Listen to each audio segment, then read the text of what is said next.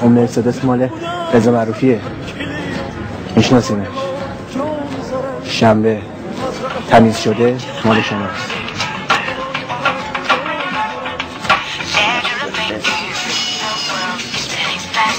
یه موبایل ما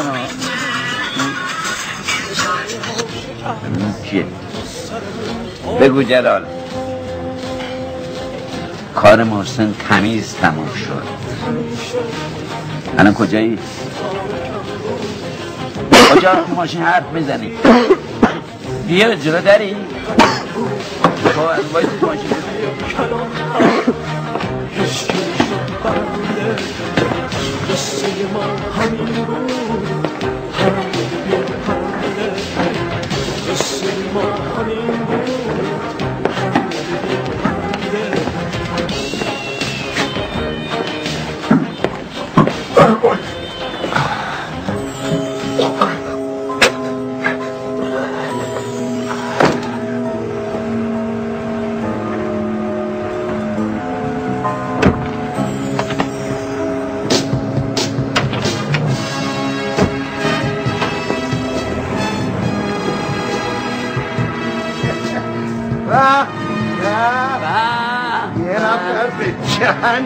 بابا تو کارت خیلی درست، خیلی باحال شدی.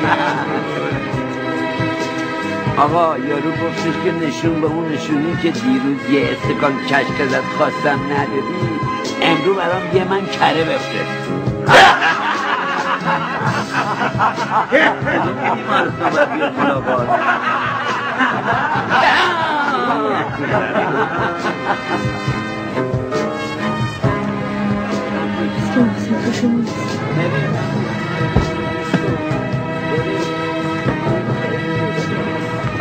بیرون نیا فروزنده ها، من میرم یه ردی ازشون بگیرم و بیام. تو همینجا بشین با سر افتادیم تو چاهک.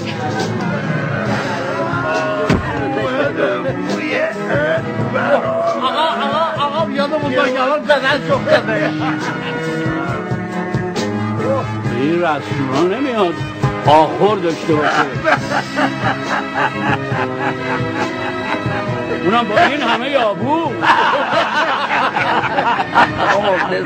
آقا شما معروفی به این که تو بچگیات باشه یه چاله میششی. جونم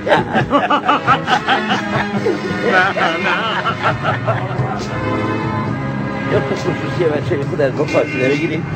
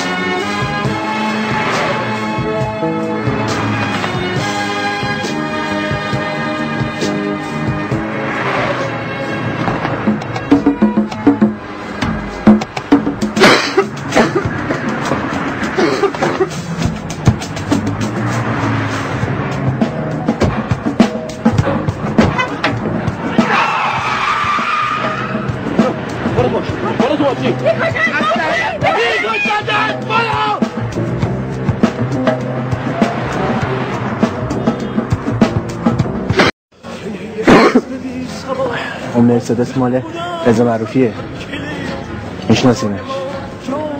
شنبه تمیز شده مال شماست.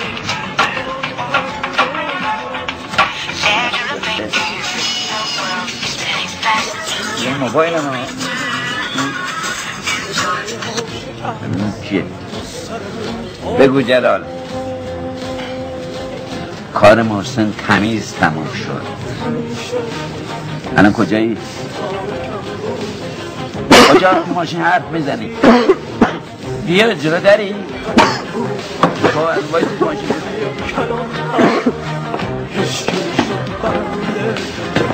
قصه ما همین